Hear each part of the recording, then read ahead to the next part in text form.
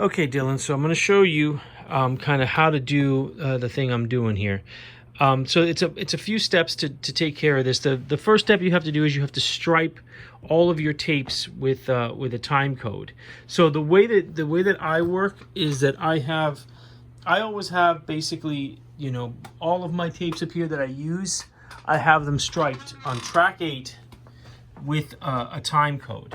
And the way that you do that is I'm going to send you a file, and that file is it's right here. Let me see if I can get up. I actually made renders of all of these files. I'll send them all to you. So it's whatever frame rate, bit depth and sample rate you want to record at on your DAW. I usually use 24-bit 48K.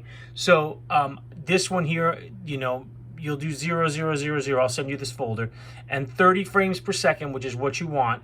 And then you'll pick whichever one you want. So it's 24-bit 48K or 16-bit 44.1 or 16-bit 48K. They're all in here. I'm usually set up for 24-bit 48K. So this is the one that I use. So I drag this file into my DAW, right? And I set it to 0, on the timeline. And so what I do is I typically will I will record all of my tapes that I'm going to be doing this with in one shot, because each tape is 45 minutes long. So that means you have to stripe each tape for 45 minutes on track 8. So I do that, ahead of time, so that way that's not something I'm doing in the moment. That's the way that, I just erase my tapes after I've recorded on them. So the process for that is I disconnect everything basically from my whole system, right? Like I disconnect the MIDI. This is all connected and working. So, this is something that, you can do this before you connect everything, or you can connect everything and then just disconnect the MIDI. And then what I do is I put this on fix, right? And then I arm track 8, right? And I have the output of my sound, my interface is a 1/4 inch that is coming into line in on track 8. Be sure that you have defeated the DBX noise reduction. It's got to be up like that. And then once it's in the line in, I can, I set my DAW so that when I play the time code, right, it's playing now, I have my fader right within the shaded area, and I have it set to channel 8, right? I can set it, it doesn't matter, 8 is fine, like that. And then I have this set to record on 8, and then I can see track 8 here. So I can adjust. What I do is I put this in the gray area, and I see like right here I am at +2.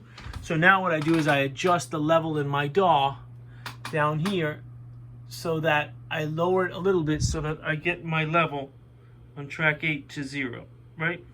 So that's about 0. And now that I have the signal coming in, then I record on track 8 from the beginning of the tape. I rewind it all the way to the beginning, right?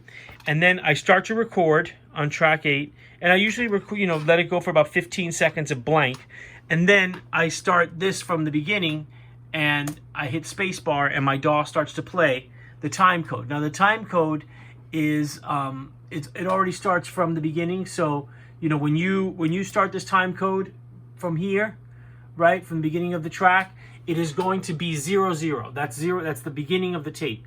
So, when you start recording at 00 onto the time code stripe onto this tape, it starts at 00. So give yourself a little bit of buffer, 15 seconds of empty tape before you hit the space bar and start, 00, 01, 02, and it will stripe and let it go all the way to the end. Record the whole tape with time code, and then I record multiple tapes of whatever however many tapes you want.